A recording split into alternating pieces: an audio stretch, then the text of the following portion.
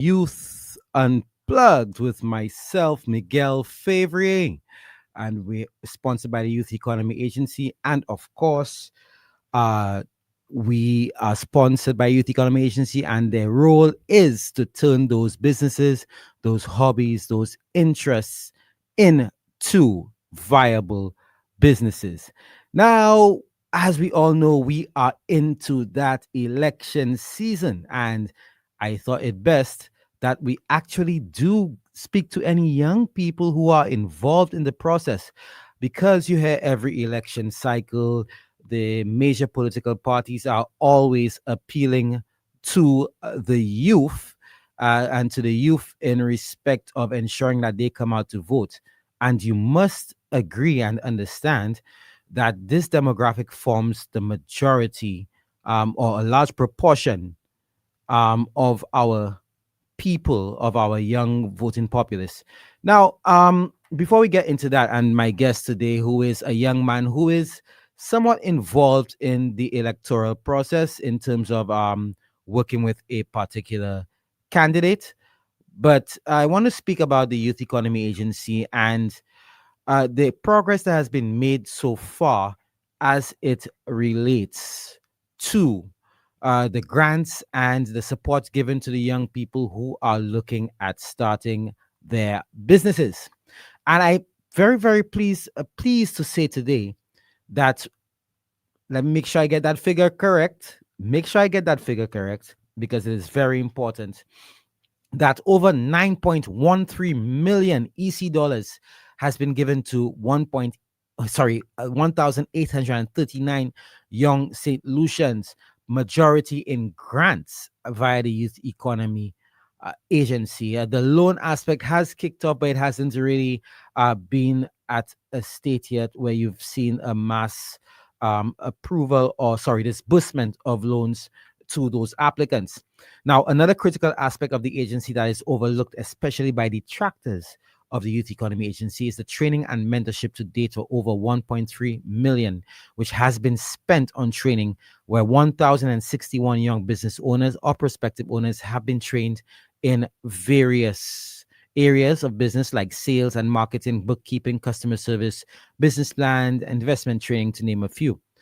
And as well, 126 young business owners have been paired with over 45 mentors who are successful business owners themselves or have been successful in business related manners like finance, marketing, marketing management, etc. Now, why I felt the need to ensure that we have the young people know that is because there seems to be a lot of I wouldn't say the word suspicion, but uncertainty surrounding the role of the Youth Economy Agency by the detractors. We've heard one person say before that it has nothing for people, and you've heard on Youth Unplugged right here, um, the number of testimonials from the young people who have who've been given, sorry, assistance from the Youth Economy Agency. So, just to set the record straight, the Youth Economy Agency is not only about giving free money, like we have said here before. It is also about providing the support, the training, the assistance needed to the young people who are in need of that assistance, whether through startups or whether through assisting the continuation of their businesses. Now, there is a particular clip that I do want to play this afternoon, but I shall play it after I introduce my guest, and he is Kevan King. He'll give you more information about his age and everything. He is from Asukana Grand Riviere, Grosley, and he's a past student of the Patricia D. James Secondary School. This young man, after leaving school, delved into the construction industry, and he now works at a local financial institution. So allow me to introduce Mr. Kevan King to Youth Unplugged. Good afternoon, Kevan. Hello, good afternoon. How are you, my brother? I'm doing fine. I'm doing well. All right. Thank you very much for making it for the show this afternoon. And just for us to start, because we are going to delve into a bit about youth in politics, but I'd like just to give us a bit of background about yourself, where you're from, schools you attended, your age, and your interests. Well, I'm 20. My interests. I really do love doing construction. I will not lie. I like to build and watch my work sparkle. Yeah, Mm-hmm. I'm from Asukanal, Graniver, Grizzly. Yeah, it's commonplace ghetto. I genuinely what like to what they call be a in a ghetto? ghetto. Yeah, well, it's a place I would say with people broken down people. People are not yet find themselves. People that have problems, But we're not in the ghetto in politics and youth, right? Right, right. Yeah. Now, just tell us more about you because you are involved in the politics. Just tell us a bit about your involvement in the politics and why you chose to involve yourself as a 20-year-old in the politics of St. Lucia, considering the time we're in now. Well, that's the first time a rep actually came to me and helped me and talked to me about what I actually wanted to do. So it gave me like a interest in him, not specifically in this party, but in himself.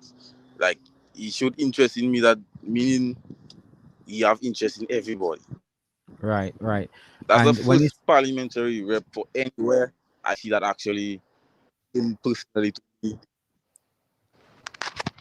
through knowing and my you're struggle and you know and yeah. so tell us about this rep to me, refer. Tell us about what? The rep that you're Pardon referring me? to.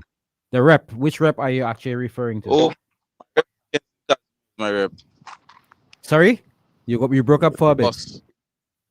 The boss, Kenson Casimir, that's the my rep. best of the best of the boss of the knob, the boss of the knob. Yes. Another young man himself who entered the politics and who has made a good account of himself.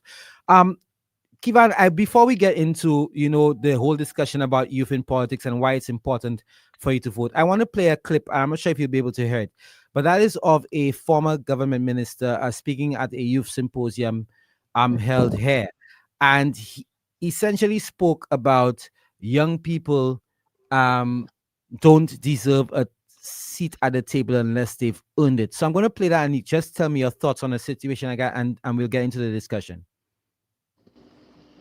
Okay. Because you are a youth person does not make you entitled to anything. You have to earn the right. And I need to be very clear about this. And I'm saying this against the backdrop of previous statements and discussions that youth must be considered there, youth must be involved there. I agree with all of that. But the qualifying requirement cannot be because I'm between the age of 18 to 29 that I have to be considered. Your age is one factor, but the right to be there must be earned. One regional participant subsequently took the minister to task, resulting in hearty support and applause from his fellow participants. Minister, I respectfully disagree. We are not asking for tokenism.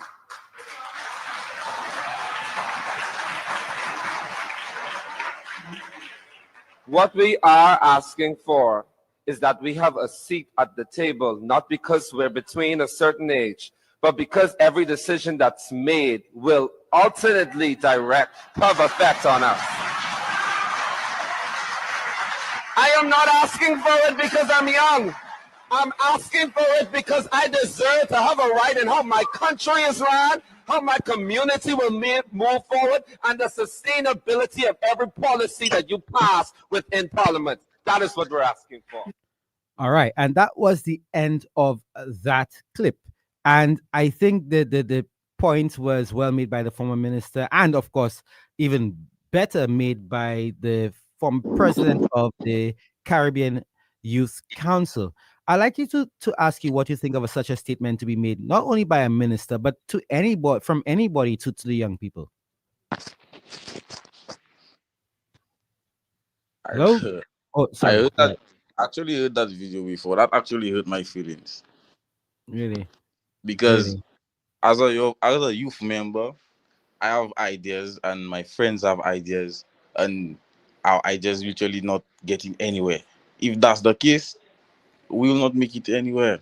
If young people do not belong inside of it, most of my friends, most of the people I know in the ghetto, like I said, they have good ideas. They have things they could put into it, and like that does hurt my feelings because I know a lot of friends that have good business ideas and I see like it could make it. Even I have good business ideas. Okay. And the fact that you say that young people do not belong, that hurts my feelings. Yeah, so he essentially said not because you fall between a certain category means that you have to be considered. You must earn it. And it begs the question as to what a minister could mean by earning it. What do you have to do to earn your seat at the table? Must you possess academic qualifications? That kind of thing. Um, but as a young person, considering our sponsors, you do know about the Youth Economy Agency and the assistance that has been provided to many young people so far. What are your thoughts on the Youth Economy Agency, and have you yourself sought to take advantage of what they are offering?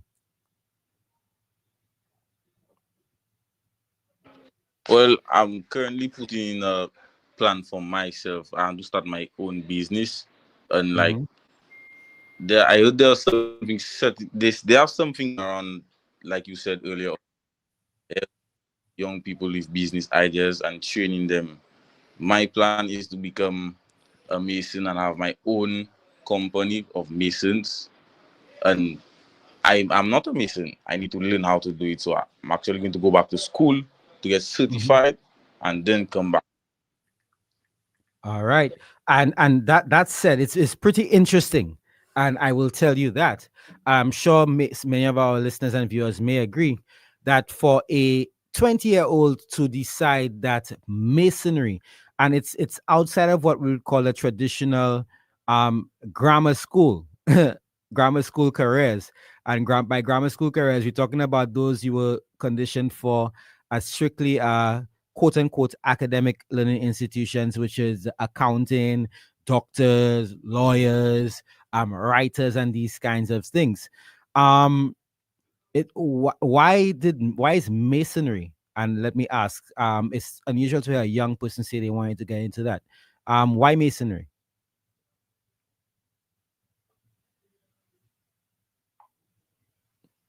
You there, Kevan? Looks like we may have lost him for a bit. Kevan, can you hear me? All right, folks, we're going to take a quick break and see if we can touch base with Kevan again. Then looks like we may have some connection issues. So let me just take a quick break and get right back to you. But imagine, sometimes it's feeling like there's only 2 days in the week. Yesterday was Monday, and look at that Friday afternoon. So hear that. Do you have a talent or skill that you can turn into a business idea? Well, don't sleep on you, my youth. Get your business started today. The Youth Economy Agency will guide you. Provide funding. Yes, sister, provide funding. Plus training to run your business profitably. Yo, go online now to start living the St. Lucian dream. Just one click and boom, you're in business.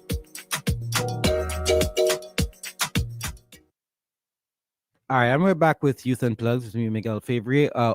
Kevan is back. We may have lost him Hello, for a Miguel. second. Let's see if we have some audio. Kevan, can you hear us? Looks like we have some Yeah, connection I'm hearing you, issues. but you're breaking up. Do the test. Kevan, can you hear me? Can you hear me? Yeah. Yes, Not yes. seem to hear anything. Okay. In the meantime, while we wait for Kevan. Oh, hold on. Kevan? There we are. Can you hear me? Yes. Yeah, all right, great. Sorry, this one was on my end. All right, so Kevan, yeah, the question I was asking, oh my, I completely missed it. Do you remember where we were? We seem to be having. Can you hear me, Kevan? We seem to be Yes. having. 1 second. Oh, we. I'm trying to study my service. Oh, okay. Yeah, we seem to be having some connection issues. And folks, just let me tell you that Kevan should have been in studio, but he is busy performing his political duties at the moment. And which is what I love to hear. I love to see. I love to see young people get involved in the electoral process because we have to understand. Um, yeah, we hear people talk about I'm not political, which is nonsense. They will not vote because either where you have two parties, independents, they're all the same. But you have to understand that your vote is critical because it does determine how your future is. Whether you support the United Workers' Party or you support the Single Labour Party, if you are voting on conscience and conviction and you think it's right for your country, or if you think one of the two parties are offering to the people is right for your country, go out and place your X. Go out. Too many times you hear that the voters, the number of registered voters is, let's say, 1,000, and you're hearing only 300 or 400 out of that 1,000 comes to vote, knowing that there are more registered voters than ever. Kevan, are you back with us? We seem to be having that connection. But young people, here is something to consider. When you, especially those of you who are going to the polls for the first time, you need to consider your future and you need to consider the policies that may be in place, whether do they benefit you, do they not benefit you. These are the things that you have to consider, what either party is offering, and you need to sit down and look back and think of your future, because a lot of times political parties offer things now for now. I'll give you this now immediately and that kind of thing. And we are people who are so bent on instant gratification that we tend to forget and Yes, overlook the yes, logical points. You there? You there with me? yes, I'm back. All right, Kivat. I was asking you why have you chosen, I believe that's the question, to participate in the electoral process, um, where the prevailing view by young people is that both parties are the same, or they're doing nothing for me personally, I getting nothing personal from that and that kind of thing. Where does your view lie in that respect? Well, I do not rely on personal. I do not actually want anything personal from it, if I'm being honest. I Mhm. actually heard my friends benefiting. My friends actually tell me they're benefiting from the youth economy thing the boss just put up.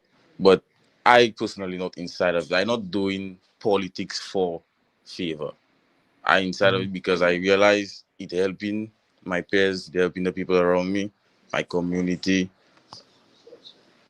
Yeah. So really it not actually benefiting me to be inside of politics, just benefiting everybody. Everybody. So you're one, once it benefits the whole, you are fine with that. Yeah, so it's everybody for one. It's not just one person, it's everybody. All right. Can you speak to some of the issues that you think that affect your generation that you would But like a government, not just this government, any government to address? You think that's a pressing issue that you need to address, that needs to be addressed? if I'm being very honest, I have too many of my friends not doing anything with their life. Mm-hmm.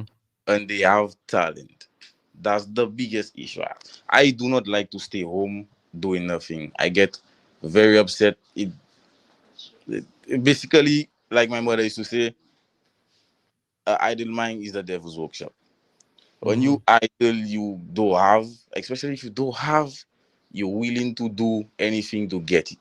Now, most of my friends have that mentality, although I do not have it, and I wouldn't like to see them go down that road. Right, right. And you know what's interesting, when I was looking at the stats from the Youth Economy Agency, when I started hosting this show, I think may have been February or March of this year, the percentage of males who received grants or who had businesses was much lower. There's a big disparity between the males and females. You found there were more females who were into business. I've seen that this grant has been given to, I think the if you look at the disparity has shrinked. So we've seen about 54% females, 46% males. And what the CMO's reports continue to show is that, and remember, crime is considered part of our health statistic. You find out the more males were victims of violent crime, and we take away our productive years. Can you speak to the people around you? Do you have that type of influence around you? And not necessarily influence mean that you will follow, but in terms of young men involved in crime and that kind of thing. Could you repeat that for me again? I was Well, kind of I was saying that you've seen that the statistics generally have shown that young males, those who fall in the youth category, are among the perpetrators of victims of violent crime. In terms of you growing up, like you said, you used the term ghetto, quote unquote, where you grew up. Do you have those sort of influences around you? And when I say influence, not that they will influence you to get involved in deviant behavior, but in terms of friends in the area, other young people involved in crime, and how do you protect yourself from falling into that trap? by working, Mm. but not there's not really actually crime. People doing crime. Huh? It's just like they lingering. They're just there. They just like they need some sort of encouragement. Like I'm a type of person. I do not like working in like offices, and I cannot do it. Most of my Mm-hmm. friends, most of them work with their hands. Mm-hmm. So like they don't even have people to encourage them to.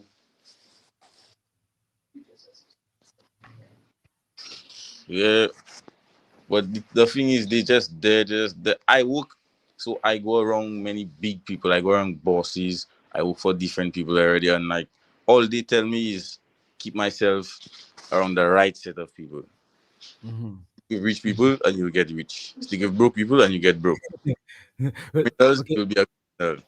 So I stick How, around that keep themselves active. all right. So, how do you yourself, though, encourage or try to encourage the those you see who are falling by the wayside to do something with themselves and try to divert them from that type of lifestyle? I bring them to work, or I bring them to baby and make baby give them. Yeah. So you have been you're saying that you are satisfied with what has been done by your rep, who was a young person himself, in terms of getting the I young people out. my herb isn't finished yet. Mm-hmm. I Mm-hmm. am satisfied, but he isn't finished yet. Okay. So can you tell me some of the things that you've been able to accomplish with your rep, because you are representative of him yourself as you are part of his campaign office?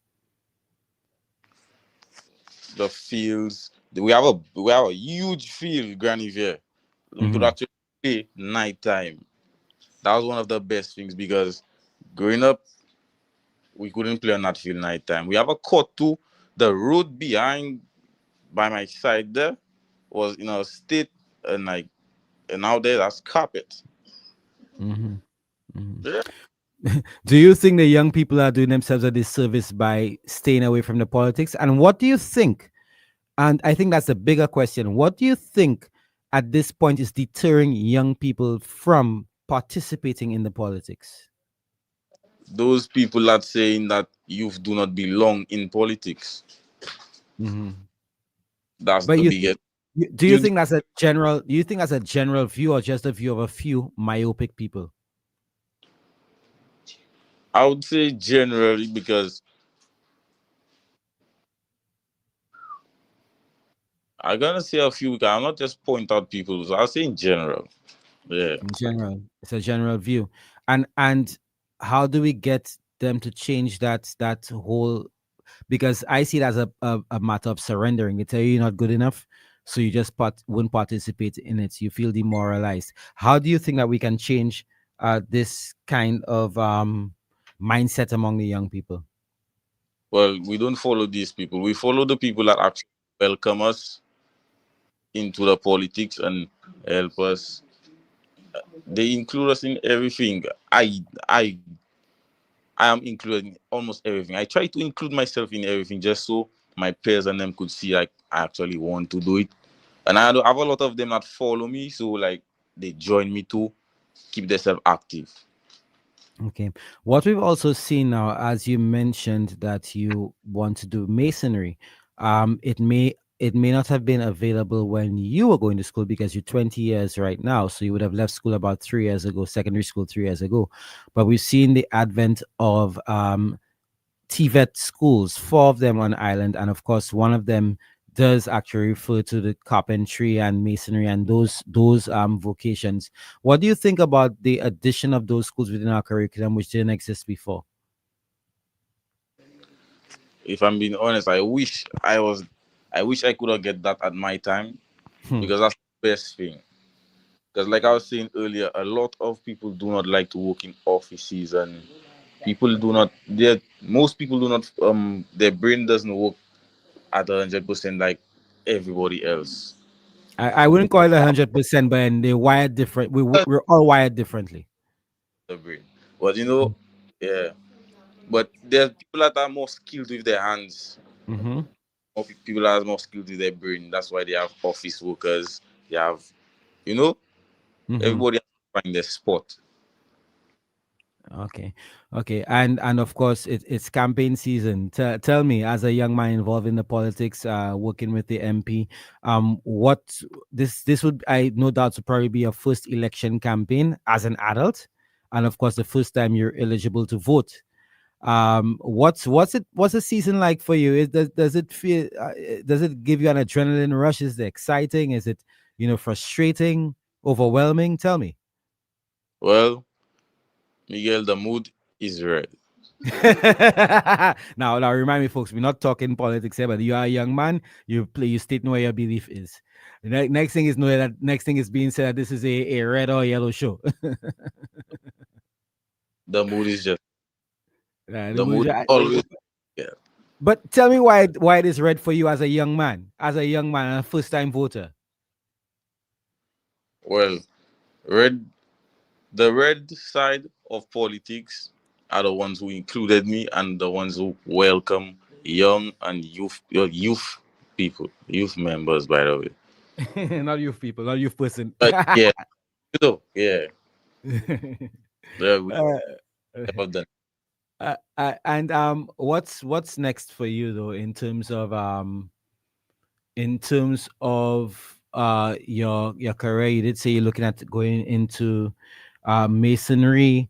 You may look to go to the youth economy agency, but within the next 5 years, where do you see yourself, both professionally and in terms of your inclusion or your interest in the politics of Saint Lucia? Well, I'm in the politics right about now just to make sure that the economy is growing, the youth economy is growing. But personally, I would like to certify myself and, like I said, begin with my business and help it grow. All right. Any plans to go to the South Louis Community College? I do know they offer courses and programs in that area. Well, it seems like very soon I will be going to Safa. All But right, all right, all right. Go yeah, ahead. that's Go the ahead, go plan. ahead. Go ahead. Go ahead. And one more thing I want to ask you about. In terms of the payment of CXC fees by an administration for young people, and also in terms of the one laptop per child, and ensuring that every young person, every household has a university graduate. Can you share your thoughts on that? Miguel, if I'm being honest, if my mother heard that the time I was going to school, she would have cried. So you are saying that you did face that kind Not of the best thing to difficulty growing up.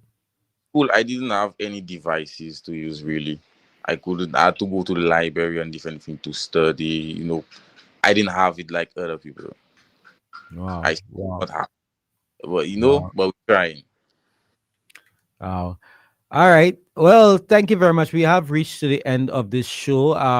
Thank you so much for coming on. I'm hoping that we can, within the next year or so, 2 years, when you start off your business full time, once you're done with school and you start up your business, or even while you're at school, if you decide that you're going, uh, you have decided to start your business while you're studying, which would be a good option as well. We can speak to you about the progress that you've been making, and where you are, and especially politically. And do you have any plans to enter the elective, the elective politics process? No, Miguel, I do not plan to dive so deep into politics. I just want to make sure that where I vote is the right place for the country and the youth economy. And where is that? Just for the record. The mood is All right, my brother. Thank you very, very much, Kevan King. Thank you for joining me. I know we did have to meet in studio, but I know you have your political duties to perform, and hopefully that the next time you're on Youth Unplugged, we can speak more about your business. Thank you very much, my brother, for joining yes, us. yes, Miguel. All We'll, right. I will see Yes, you, Miguel. you And shall see me. remember, the mood is red. Don't All be saying right. we mean love. All right. Thank you very much, my brother. All right. Folks, you just heard it from Mr. Kevan King, who is a young man, 20 years old, who wants to be a mason. And like I said, it's not often that you find young men who are intent on going into those fields, very important fields. You can't build your home, you can't build your buildings, you can't build a sidewalks without the masons. Very, very, very important fields, the backs on which our infrastructure is erected. Masons, carpenters, of course, the engineers, but they always get all the acclaim and we forget the younger people, not the younger people, the smaller people, for also to speak. Um, for me, I just want to make an appeal to the young people, the young voters. It does matter where you vote, yes, but there's a saying that says you have to vote for the lesser of two evils. And when I was your age, I was completely averse to that. Why should I be voting for evil in any case? And I was also of the view that, oh, all politicians are the same, each party is the same. I'm hoping that as we mature, as you look around you, you open your eyes, you could see that there's always a fundamental difference between politicians and parties, even though sometimes it's slight. But you ultimately, in a two-party system, you have to vote, and also you have a right to vote. You have a right. You vote. You have a right to speak. You have a right to speak on any issue that's affecting you. And don't let anyone discourage you as young people and tell you that because you are within a certain age group or age category, that you are not entitled to a seat at the table. All right. You're not entitled to a seat at the table. No, no. And I'll give you an analogy. I'm a parent now. I know what I went through, which is probably infinitely better than a lot of people and not and infinitely worse than a lot of other people. But you know what you experienced, you know what you want your children to experience, right? And you need to encourage them that if they want the better for themselves and for their future, they need to go out and place their X on that ballot paper. I'm not telling anyone where to vote, but you need to look at what is before you, what is presented to you by either party, make a logical conclusion, my friends, make a very logical conclusion and vote. This has been Youth Unplugged. I have a very special guest next Thursday on Youth Unplugged, but this has been Youth Unplugged with me, Miguel Fevrier, sponsored by the Youth Economy Agency. We shall see you next Wednesday. Don't forget to catch me this Sunday for Golden Grooves, your trip down memory lane. Until then, goodbye. But imagine, sometimes it's feeling like there's only two